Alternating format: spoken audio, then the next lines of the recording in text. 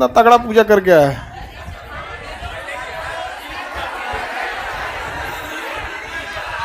चलिए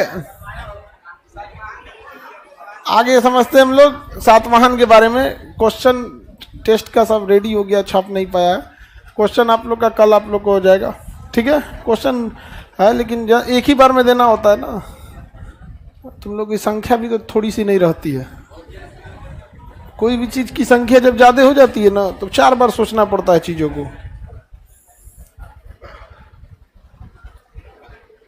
तो हम लोग इससे पहले सातवाहन के बारे में पढ़ रहे थे। सातवाहन खत्म हो गया था, नहीं हुआ था खत्म। आगे बढ़े सातवाहन में। चलिए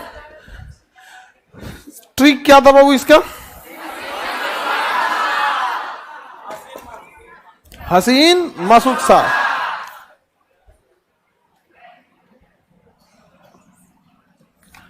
सबसे पहला वन हर्यंक वन, हसीन मसुक सा,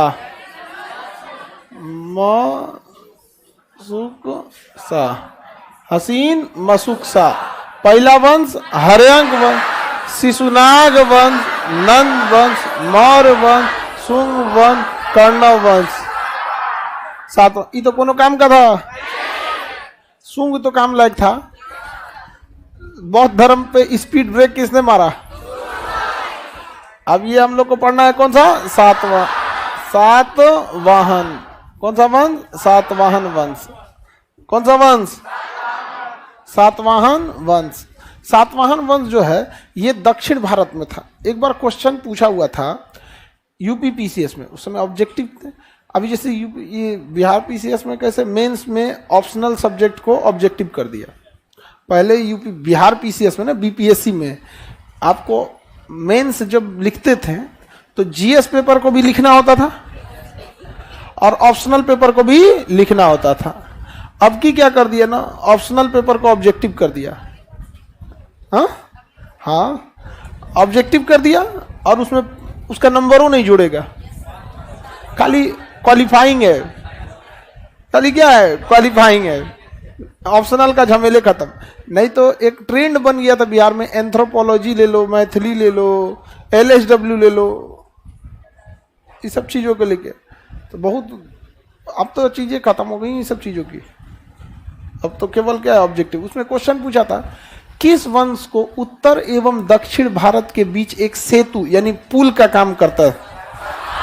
सातवाहन। क्योंकि आंध्र प्रदेश और महाराष्ट्र के क्षेत्र में था ये, उसके नीचे दक्षिण भारतीय राजा थे और उसके ऊपर उत्तर भारतीय राजा थे। तो ये दोनों के बीच में सेतु का काम कौन करता था? सातवाहन थे। क्या थे? सातवाहन। सातवाहन को आंध्र सातवाहन क्यों कहा जाता है? क्योंकि ये लोग ना महाराष्ट्र से बाद में कहां शिफ्ट हो गए? आंध्र प्रदेश में शिफ्ट हो गए। कहां शिफ्ट हो गए? आंध्र प्रदेश में। सातवाहन में सबसे के संस्थापक कौन थे? सिमुक। कौन थे?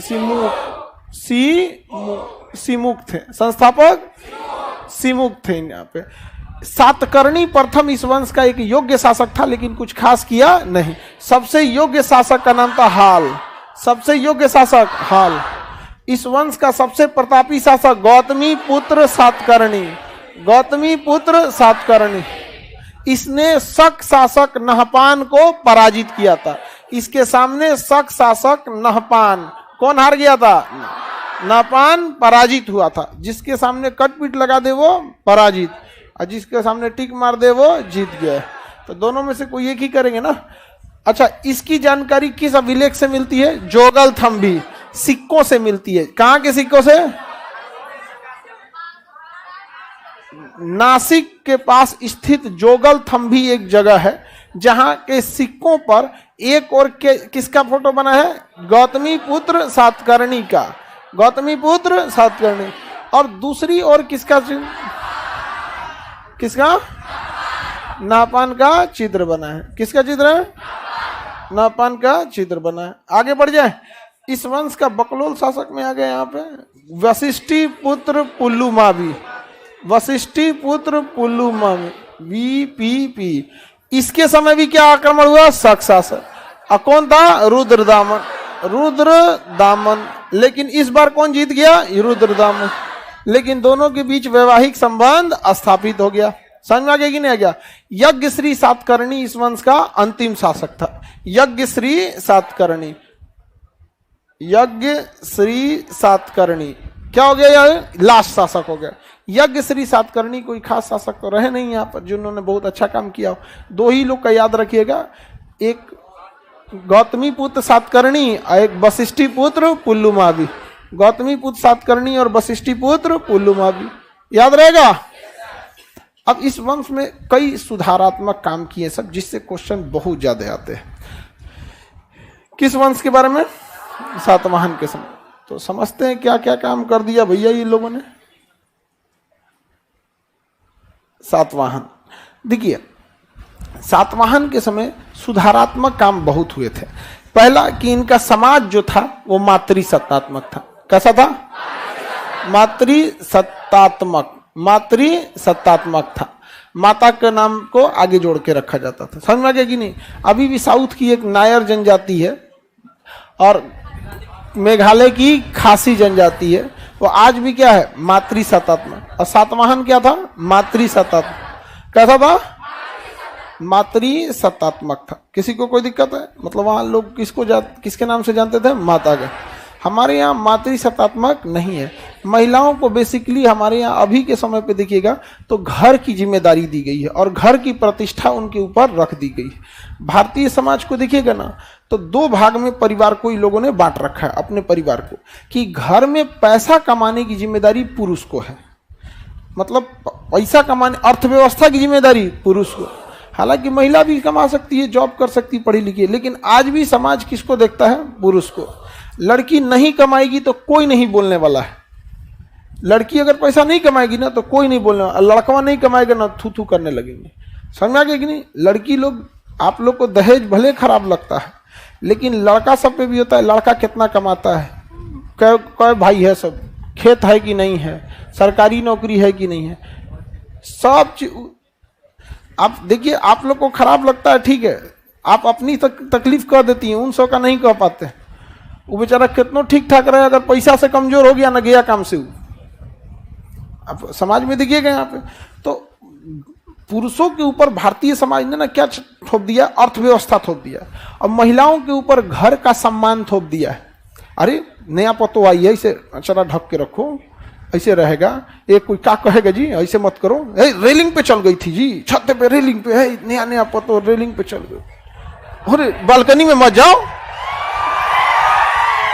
आप समझ रहे हैं? तो महिलाओं के ऊपर क्या रख दिया गया? घर का सम्मान। और घर की अर्थव्यवस्था किस पे रखी गई है? पुरुषों के ऊपर। तो ये हम लोग अभी जिस समाज में वहां पे, इसीलिए अगर गाली कोई देता है ना तो गाली देने का अर्थ ये नहीं है कि उसकी पैसा से कमजोर करो। गाली देने का मतलब होता है उसके सम्मान को ठेस पहुंचाए। इसलिए पुरुषों की लड़ाई में भी ना महिलाओं को गाली देता है सब, क्योंकि भारतीय समाज में सम्मान का प्रतीक किसको बना दिया? महिला को। दो आदमी लड़ेगा ना, माता या बहन को गाली देगा। ये क्योंकि उनको क्या है? गाली देने का उद्देश्य ही होती है सम्मान को ठेस पहुंचाए। अच्छा, दो महिलाओं में जब झगड़ा होगा तो श्राप दिया जाएगा। श्राप, और श्राप का अर्थ होता है घर की अर्थव्यवस्था डुबाओ, उसकी व्यवस्था को खराब करो। तो दो महिला की लड़ाई में अगर श्राप दिया जाएगा ना तो बाप को या भाई को श्राप दिया जाएगा, या तो पति मर जो। देखिएगा यहाँ पे तो हमारा समाज अभी इस टाइप का है यहाँ पे। अरे एक से को दो महिला, एक दो महिला मार कर लिए को कर रहे मांग धोनी, मतलब तो रहे तो नहीं समझे। अब हमको समझ में नहीं है, हम देखे तो हमको बता भैया पूरा डिटेल में। मतलब तो अभी हम लोग का समाज जो है ना दोनों थोड़ा थोड़ा बटा हुआ है। अब आप देखिएगा महिला लोग इस चीज गौर किए हैं? आपको इस बात की शिकायत है कि पुरुष की लड़ाई में महिलाओं को क्यों गाली दिया जाता है? ये भी देखिए, महिला की लड़ाई में पुरुष को क्यों सरापा जाता है? आप देखिए कभी भी शराब में भी देखते होंगे किसको शराबता है? सब पुरुष को ही शराबता है ज्यादातर। पीछे वाले बाबू लोग ज्यादा हल्ला उल्ला नहीं करो, नहीं तो हम शराबते नहीं हैं।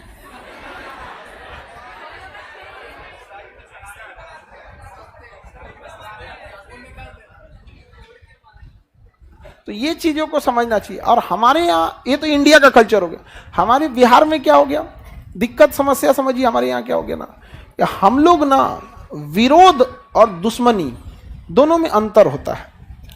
विरोध करना और दुश्मनी उतार देना दोनों में अंतर होता है। जैसे अगर हमें किसी का काम पसंद नहीं है तो हम विरोध कर सकते हैं कि सर आपका ये काम ठीक नहीं है, इसमें सुधारा जा सकता है। अन्य जगहों पे देखिएगा, जैसे मान के चलिए दिल्ली में गए, अगर किसी को केजरीवाल का काम पसंद है तो कहेंगे कि केजरीवाल ने ये काम अच्छा किया, नहीं पसंद है तो कहेंगे केजरीवाल का ये काम नहीं पसंद है। काम से मतलब राजस्थान में जाके देखिएगा, वहां के लोगों को भी, हर स्टेट के लोगों को अपने गवर्नमेंट से कुछ अच्छाई, कुछ चीजों से वो सेटिस्फाई होंगे, कुछ चीजों से उन्हें पसंद नहीं होगा, चाहे किसी भी स्टेट हो। अब बिहार में आइए, सारा स्टेट घूम लिया, अब बिहार में, अब वो ये नहीं कहेगा सीधे मुख्यमंत्री को गरिया देगा, आप गौर कीजिएगा, सीधे गरिया देगा। अब जब वो आदमी सुनेगा तो उसको विरोध नहीं, अब वो दुश्मनी लगने लगेगा। तो जब आप विरोध को विरोध की भाषा में ना करके दुश्मनी की भाषा में बोलते हैं तो फिर मुद्दे से हट के बात केवल किस पे आ जाएगी, दुश्मनी पे। अब देखिए गांव में भी क्या होता है, बात कुछ और रहेगा, कुछ और रहेगा यहाँ पे कुछ।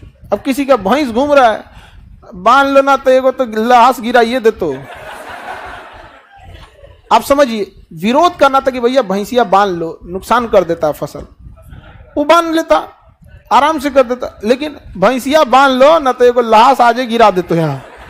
अब वो गया, भैंस का मुद्दे गया, विरोध खत्म, क्या शुरू हो गया, दुश्मनी। और ये चीज अगर आप सोचिए 100 साल 50 साल तक कंटिन्यू चलेगी तो हमारे राज्य की छवि कैसे बनेगी। मार देंगे कट्टा का पार में, आइए ना बिहार में।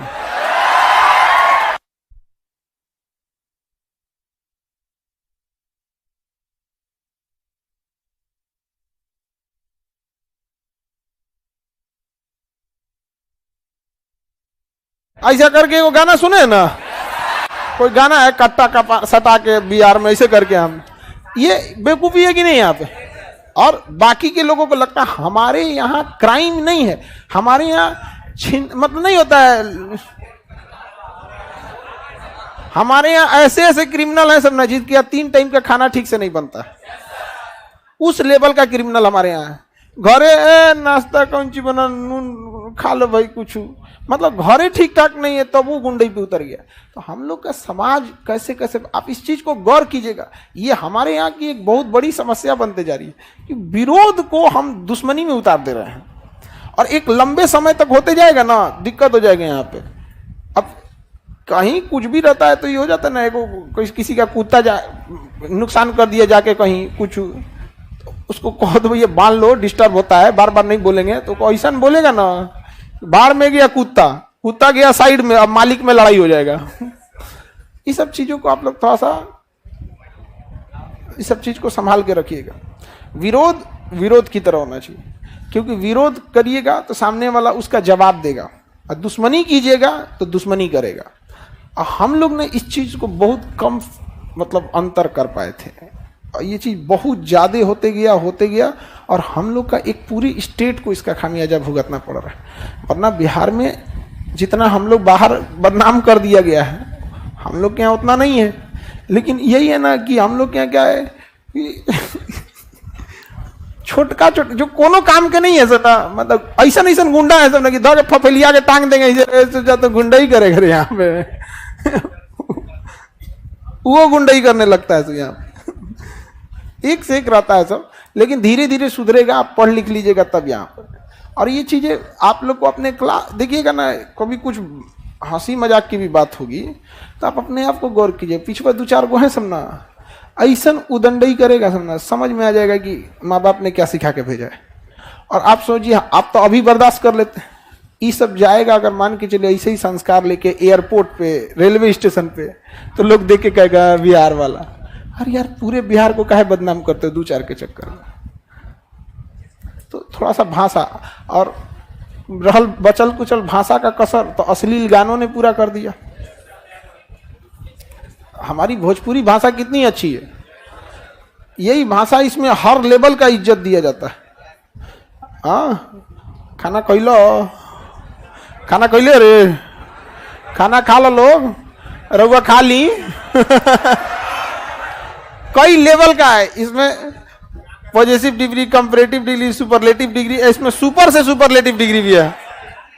हाँ है कि नहीं है? भाषा हम लोग की क्या अच्छी है, बट वही है कि थोड़ा थोड़ा के चक्कर में ना हम लोग गौर नहीं करते हम लोग इस चीजों को। अब कौन गौर करने जाता? आप बताइए, गांव वगैरह में आप लोग की झगड़ा होता होगा, आप देखते होंगे विरोध की जगह लोग दुश्मनी पे उतर जाते हैं। गौर किए हैं? अब जब दुश्मनी पे ही उतर जाओगे तो फिर हम तुम्हारा जवाब क्या देंगे? तब दुश्मनी का जवाब दुश्मनी, विरोध कीजिएगा तो हम उसके प्रति उत्तर दे सकते हैं कि भाई ऐसा नहीं, ऐसे हो सकता है। यहाँ पर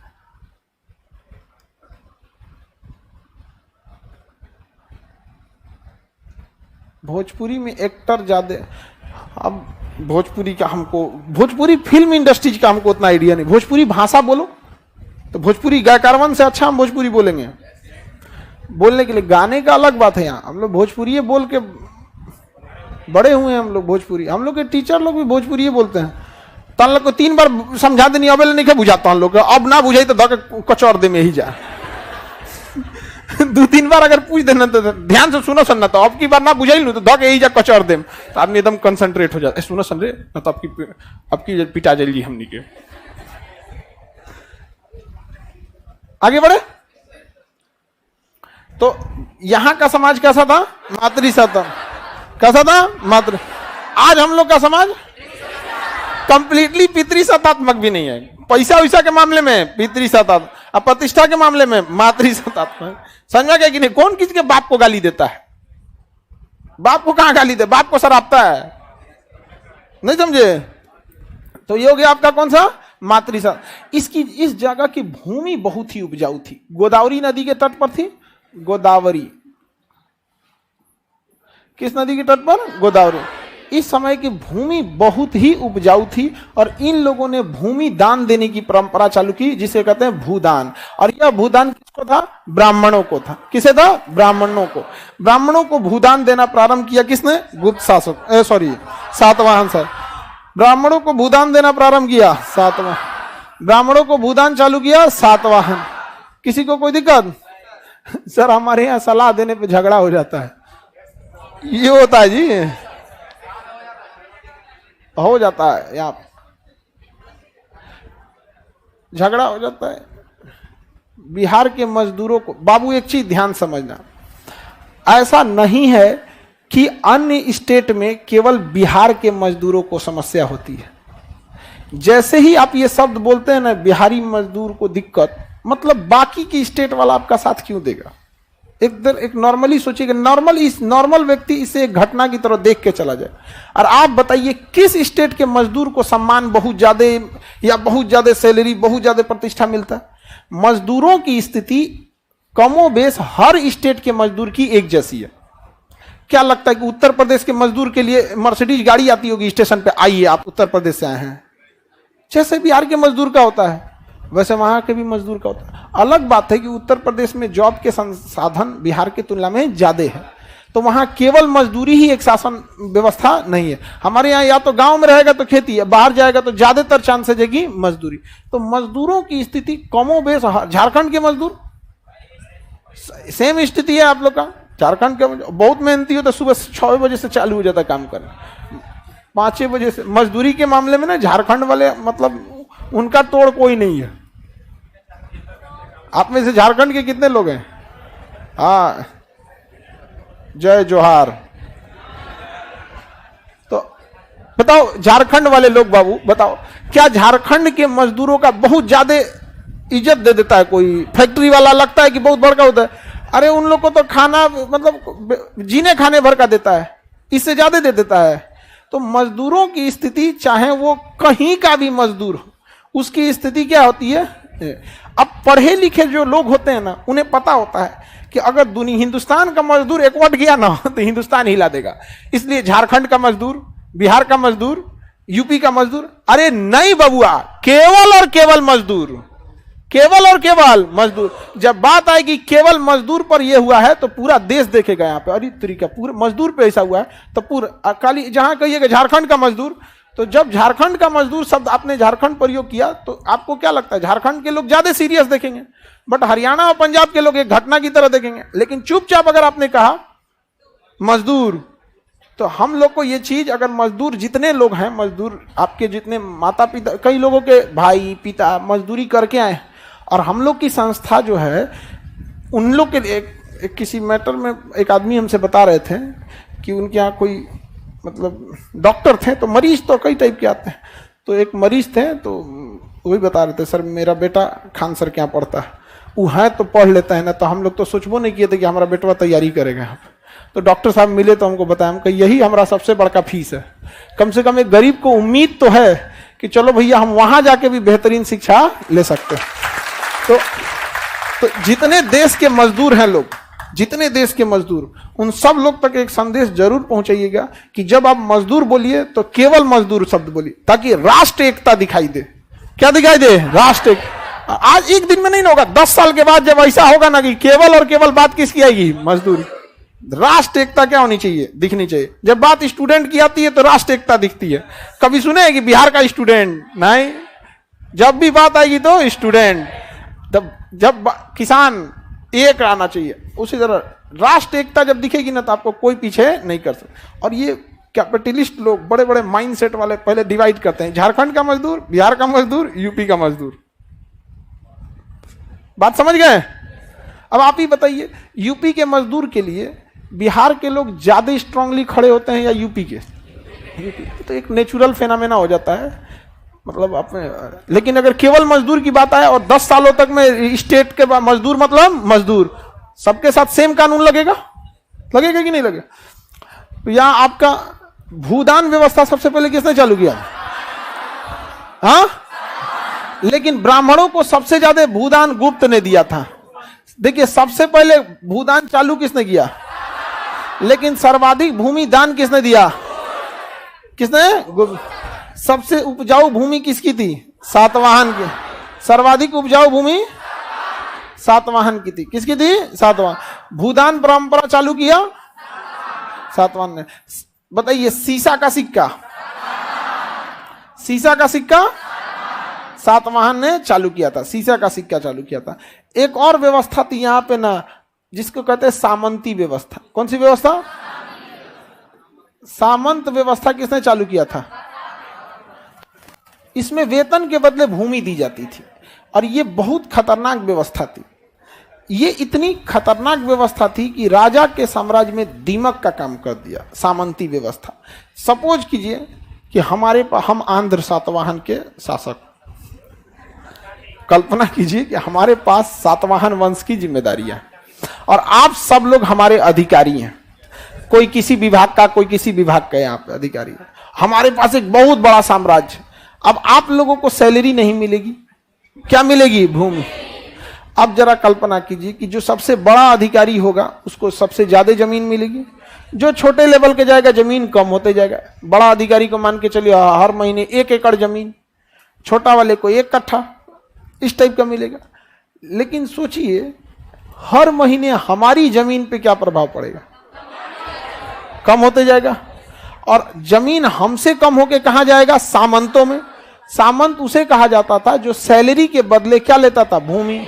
सैलरी के बदले भूमि, सैलरी के बदले भूमि लेता था। तो सामंती व्यवस्था में सामंतों की जमीन तो बढ़ते जा रही थी और राजा की जमीन घटते। जितना बड़ा अधिकारी मतलब उतना बड़ा सामंत, जितना बड़ा अधिकारी उतना बड़ा सामंत। सबसे बड़ा अधिकारी सेनापति और प्रधानमंत्री होते थे। इनके पास जमीन ज्यादा होती थी। 10 साल या 20 साल के बाद राजा से ज्यादा जमीन किसके पास हो जाती है? किसके पास? सामंत। और धीरे धीरे वो राजा को साइड, और खुद शासक, सामंत क्या बन जाता था? शासक। इसलिए जब आप उत्तर भारत का इतिहास पढ़ेंगे तो देखेंगे सेनापति ने राजा को मार के शासक बन गया। और जब आप दक्षिण भारत चलेंगे तो वहां सेनापति नहीं मारेगा, बल्कि जो सबसे बड़ा सामंत होगा ना, वही क्या कर देगा? राजा को अपदस्थ, अपने पद से हटा देगा। तो सामंती व्यवस्था अच्छी थी या खराब? राजा के लिए नुकसानदायक था। राजा के लिए क्या था? नुकसानदायक था। बहुत खतरनाक व्यवस्था थी सामंत। इसी का दूसरा नाम नायंगर व्यवस्था। सामंती व्यवस्था का ही दूसरा नाम क्या है? नायंगर व्यवस्था। आयंगर, नायंगर व्यवस्था, नायंगर व्यवस्था। ये तो खतरनाक व्यवस्था हो गई जी। राजा के जमीनें खाली कर देगा। अकबर को बड़ा अच्छा प्रशासक क्यों कहा जाता है? अकबर ने भी यही व्यवस्था लाया, सामंती व्यवस्था। अकबर ने भी क्या लाया? सामंती व्यवस्था लाया। लेकिन उसने दिमाग लगा दिया, कहा ना कि देखिए आपकी जितनी सैलरी है ना, हम उतना बड़ा जमीन का टुकड़ा आपको रखने के लिए नहीं देंगे, उतना जमीन का टुकड़ा दे देंगे जितना आपकी सैलरी के बराबर वहां से टैक्स आ रहा है। सपोज कीजिए कि किसी गांव का टैक्स है सालाना 15,000 रुपया, किसी गांव से कंप्लीटली टैक्स मिल रहा है कितना? 15,000। समझ आ गया कि नहीं आ गया? गांव की जमीन की वैल्यू 15,000 है कि वहां के लोगों द्वारा दिया गया टैक्स 15,000। तो अकबर ने दिमाग लगाया, कहा कि ना ना ना ना, हम सामंती व्यवस्था के तहत कंप्लीट जमीन देवे नहीं करेंगे। हम देंगे जमीन किस चीज के लिए? तो अगर तुम्हारा 15,000 रुपया सैलरी है ना, तो हम काहे जाएंगे अपना अधिकारी इनकम टैक्स वाले को भेजेंगे, उस इनकम टैक्स वाले को घोड़ा देना पड़ेगा, कर्मचारी देना पड़ेगा, रजिस्टर देना पड़ेगा, वहां से 15,000 लाएगा, कोई बाकी लगाएगा, कोई कुछ लाएगा, और इनको शुद्ध रूप से 15,000 देंगे। ना ना, ये व्यवस्था नहीं। जमीन मेरा ही है उस गांव का, आपकी सैलरी 15,000 है ना, तो आप यहां ड्यूटी कीजिए और जाइए यहां से 15,000 वसूलिए वहां जाके। तो अकबर ने जमीन का मालिकाना हक नहीं दिया, बल्कि जमीन पर वसूले जाने वाले टैक्स का हक अपने अधिकारियों को दे दिया। अब जमीन तो अभी भी किसके पास है? अधिकारी जहां टर्न डन करेंगे टैक्स का, आपको टैक्स हटाइए, आपकी जगह दूसरा कोई टैक्स लेगा, खत्म कहानी। और इन लोगों ने क्या कर दिया था? जमीनें दे दिया था। हाँ, हर महीने देता था। अब मंथली सैलरी ले लीजिए या सालाना सैलरी ले लीजिए, कोई फर्क थोड़ी पड़ता है। बस एक बार में दे दिया तो सालाना, ऐसे दे दिया तो मंथली। अमेरिका में चल जाइए तो वीकली, वहां वीकेंड होता है ना। यूरोप और अमेरिका वाले लाइफ को ना बहुत अच्छा से जीते हैं सब। वहां सारे घर में एगो स्विमिंग पूल मिलेगा, एगो अपन 10 बीघा का एगो बगीचा मिलेगा, ये सब रहेगा उन सब के घर में। और सैटरडे संडे कोनो काम करा लीजिए, नहीं करेगा सब। हाँ, आदमी नहीं है सब, मशीन है सब। कदे के फ्लाइट मूड में हो गए। आगे बढ़ जाए तो बताइए, सामंती व्यवस्था समझ में आ गया? किसने चालू किया था? सातवाहन। शीशे का सिक्का, ब्राह्मणों को भूदान, मातृसत्तात्मक, उत्तर भारत और दक्षिण भारत की कड़ी, सातवां। सबसे उपजाऊ जमीन, सातवां। सबसे योग्य सातवाहन, हाल। सबसे प्रतापी, गौतमी पुत्र सातकर्णी। गौतमी पुत्र सातवाहन वंश के संस्थापक, सातवाहन के संस्थापक। सातवाहन महाराष्ट्र के बाद कहां शिफ्ट हो गया? इसकी राजधानी प्रतिष्ठान। तगर पहले थी, बाद में इसकी राजधानी क्या हो गई? प्रतिष्ठान। राजधानी क्या हो गई? प्रतिष्ठान। किस नदी के तट पर था? कौन नदी? भाषा प्राकृतिक थी। इनकी भाषा क्या थी? प्राकृतिक भाषा थी। यहाँ पर गोदावरी नदी पर तट पर था। शीशे का सिक्का किसने चालू किया? चांदी के सिक्कों को कारसरपण तथा सोने के सिक्कों को सुवर्ण कहा जाता है। तो बताइए, कारसरपण किस चीज का बना होता था? बताइए तो, कारसरपण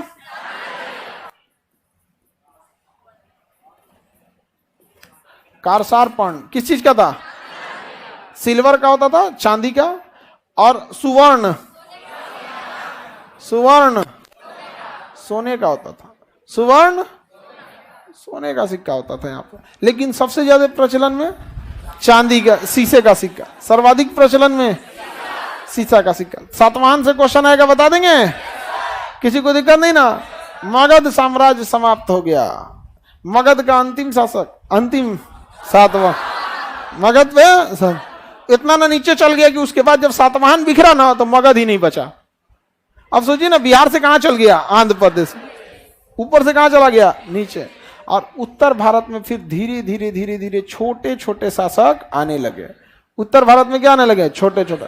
और उन छोटे शासकों में आ गया एक गुप्त शासक। कौन आ गए? गुप्त। और धीरे धीरे गुप्त शासकों ने अपना साम्राज्य बढ़ाना चालू किया। श्रीगुप्त कुछ नहीं कर पाए, घटोत्कच कुछ नहीं कर पाए, चंद्रगुप्त प्रथम कुछ नहीं कर पाए, समुद्रगुप्त, चंद्रगुप्त द्वितीय, कुमारगुप्त, स्कंदगुप्त, ये लोग आके काम कर दिए। तो मगध साम्राज्य समझ में आ गया? मगध समझ में आ गया कि नहीं आ गया? अब मगध साम्राज्य आगे बढ़ते हैं लोग। आपका इसका कल टेस्ट होगा, मगध का पूरा टेस्ट का रोकने का एक और रीजन था कि पूरा मगध, उसमें क्वेश्चन था सातवाहन तक में। क्वेश्चन कहां तक था? सातवाहन, और सातवाहन कंप्लीट नहीं था, नहीं तो तुम लोग हल्ला करता लो। अब मगध तो खत्म हो गया। ट्रिक क्या था बाबू इसका? हसीन मसुक सा, यहां तक में कोई दिक्कत? अब ध्यान दीजिए, इसके बाद एक आक्रमण हो जाएगा आईएसपी के। आईएसपी के, आई से इंडियन यूनानी, इंडो यूनानी, हिंद यूनानी, हिंद यूनानी, स से शक, प से पहलव, क से कुषाण, आई से Indo Greek, Indo Greek, Hindi बोलिए हिंद यूनानी। तो बताइए, हिंद यूनानी, शक, पहलो, कुषाण, हिंद यूनानी, शक, पहलो, कुषाण, हिंद यूनानी, शक, पहलो, कुषाण, हिंद यूनानी, शक, पहलो, कुषाण। इसमें दो गो का आप पढ़ चुके हैं, सुनिए ध्यान से। ISP के, इसमें आप दो को पढ़ चुके हैं। देखिए, सुंग वंश पढ़ा है आप लोग को? इसु से क्या था? सुंग वंश। पुष्यमित्र सुंग, पुष्यमित्र सुंग। आइए क्या था? हाँ,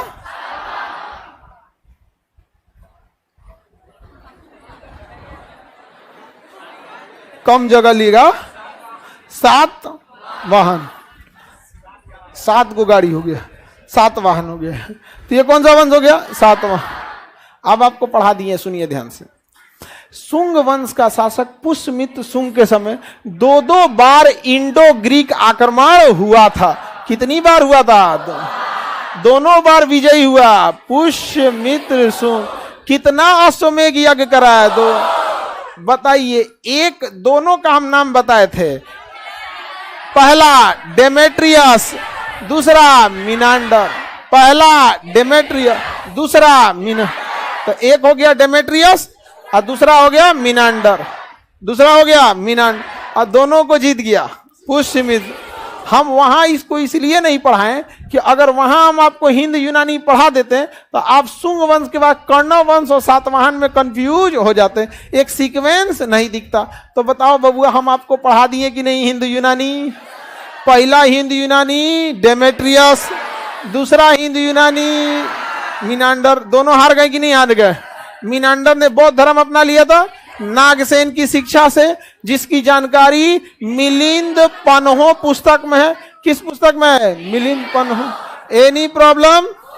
अच्छा, शक भी पढ़ा दिए हैं, याद कीजिए शक कब पढ़ाएं आप लोग को। देखिए, शक शासक, कौन सा? शक शासक। शक शासक ने आक्रमण किया था सातवाहन। किसमें? सातवाहन। और गौतमी पुत्र सातकर्णी ने यहां पर हराया था नहपान को, लेकिन वशिष्ठी पुत्र पुल्लुमामी हार गए थे। किससे? रुद्रदामन। रुद्रदामन, किसका? रुद्रदामन। और रुद्रदामन अपना क्षेत्र बनाया था गुजरात में। रुद्रदामन का क्षेत्र गुजरात, और यही वह रुद्रदामन है जो विदेश से, ये सब विदेशी है, सब कोई भारतीय नहीं इसमें, ये विदेशी आक्रमण है। इंडो ग्रीक विदेशी, शक विदेशी, पहलव विदेशी, कुषाण विदेशी, और यह अपना क्षेत्र कहां बना लिया? रुद्रदामन, गुजरात। और जब यह रुद्रदामन गुजरात में अपना शासन कर रहा था तो उसको वहां एक झील दिखाई दिया। झील का नाम सुदर्शन झील, और इस सुदर्शन झील को बनवाया था चंद्रगुप्त मौर्य। किसने बनाया था? चंद्रगुप्त मौर्य। तो बताइए, जूनागढ़ अभिलेख, गुजरात का जूनागढ़ अभिलेख किसने बनवाया? रुद्रदामन। किस झील की चर्चा? सुदर्शन। उस झील को किसने बनवाया? चंद्रगुप्त मौर्य। पुनर्निर्माण रुद्रदामन किस वंश का? शक शासक। क्या यह भारतीय की विदेशी? समझ में आ रहा है? हिस्ट्री की एक सबसे बड़ी कमजोरी समझिए, अगर आपको यह समझ में आ गया कि कौन किधर से आ रहा है, आधा हिस्ट्री उसी समय खत्म। यही समझ में नहीं आता, लड़का खिचड़ी बना के पढ़ देता है, लड़का लड़की दोनों, लड़की गुस्सी आ जाती है। हाँ, तो छोटा मोटा यज्ञ को नहीं ध्यान दीजिए, मेन कौन सा है? पतंजलि वाला, क्योंकि पुष्पमित शुंग के समय यज्ञ किसने करा था? हाँ, तो ये भी डिपेंड करता है यज्ञ में आया कौन था। जैसे मान के चलिए तुम्हारा बिया हुआ और इसका भी बिया हुआ, तुम्हारे बिया में मोदी जी आ गए, तुम्हारा बिया फेमस हो जाएगा? आने वाले नहीं है, लेकिन अब तुम्हारा तो बिया हो जाए बहुत है। हाँ, टेंशन नहीं लो, हो जाएगा हो जाएगा, लेकिन नौकरी होना चाहिए। आगे बढ़े,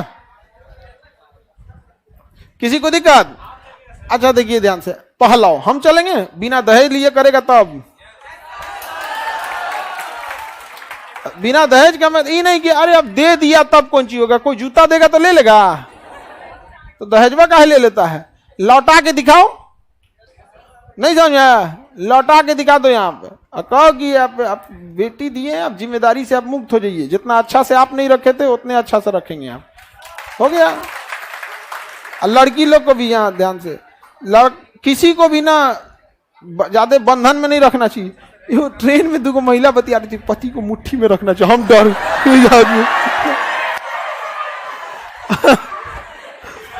यार, ये सबका तो प्लानिंग अलग है चल रहा है यार। वो कह रही थी, और दूसर की ध्यान से, हाँ सही है, कह रही है एकदम सही है, मुट्ठी में बंद करके रखना चाहिए। हम कहें कि पते नहीं है आपको, दुनिया में एक चीज भुला जाइएगा, पुरुष मुट्ठी में बंद होने वाला चीज है। वो बता देगा कि हाँ मुट्ठी में बंद है, घर से बाहर निकलेगा मुट्ठी की याद। दुनिया में जिसको भी आप जितना प्रेम से समझा सकते हैं, उतना आप शत्रुता से कभी नहीं समझा सकते, कभी नहीं आते। अब आप बताओ, आप लोग इतना डिसिप्लिन से बैठे रहते हैं, किसको लाठी डंडा चलाते रहते हैं डेली, किसको मुट्ठी में रखें? किसी को नहीं आते। आपको समझ में आ रहा है ना? ये सबसे चीजें बच बचा के रख कीजिए। आगे बढ़े, बताओ यहां से, ये कौन सा हो गया? पहला, ये याद हो गया लाइन से? सिंपल है कि नहीं है? यानी अब हम लोग को यहां से इंडो ग्रीक के बारे में कुछ खास पढ़ना ही नहीं है, शक के बारे में थोड़ा डिटेल पढ़ना है। ये कुछ नहीं किया था सब, ये बहुत कुछ किया। इसी में एक शासक था कनिष्क, भारत का नहीं था, कहां था? विदेशी। अच्छा, हमारे देश, हमारे यहाँ हिस्ट्री का एक ऐसा हिस्सा है ना कि रियलिटी में देखिएगा तो द्रविड़ जो है दक्षिण भारत के, आदिवासी जो हैं और दलित जो हैं, ये 3 हैं जो आदिवासी, चाहे साउथ के आदिवासी हो या पूर्वोत्तर भारत के आदिवासी हो, या फिर द्रविड़ वाले हो, या फिर दलित हो। समझ में आ गया कि नहीं आ गया? ये वो मूल निवासी है। बाकी जिसको देखिए वो बाहर से आया। कुषाण कौन सा इंडिया के थे? शक संवत जो हम लोग कैलेंडर फॉलो करते हैं वो किसका था? हाँ, कनिष्क ने अपने राज्याभिषेक के समय लाया और शक ने इसका ही यूज कर दिया, क्योंकि चारों साथ में आए थे सब। हाई कैलेंडर बनाया, हाई कह दिया हमारा है। शक संवत जो हम लोग यूज करते हैं वो शकों का है, ये नहीं है। वो था किसका? कुषाण का। कनिष्क ने बनाया था। किसने बनाया था? कनिष्क। हल्ला कर दिया कि हमारा ही। कौन? शक। तो हम लोग 90 का नाम रख दिया शक संवत, जबकि उसका होना चाहिए कुषाण संवत। क्या होना चाहिए? कुषाण। अच्छा, यही कैलेंडर अगर सपोज कीजिए मुगल बनाया रहता तो क्या हो जाता? अब तक नोचा उचा के फेंक दे मुगल सब। तो हमारे यहाँ इस तरह, समझ रहे कि नहीं? किसी को दिक्कत? तो कौन कौन विदेश से आए, ये सब चीज आपको पता होना चाहिए आप। चलिए अब आगे का क्लास कल समझेंगे। कल इधर बढ़ने से पहले इसका टेस्ट हो जाएगा, इसको नहीं बढ़ेंगे कल। कल आपको क्या होगा? 7 पूरा यहाँ पे ये क्वेश्चन बन गया था ना यहाँ तक में, तो पढ़ाना जरूरी था। अब आगे का क्लास कब करेंगे? कल, टुमारो।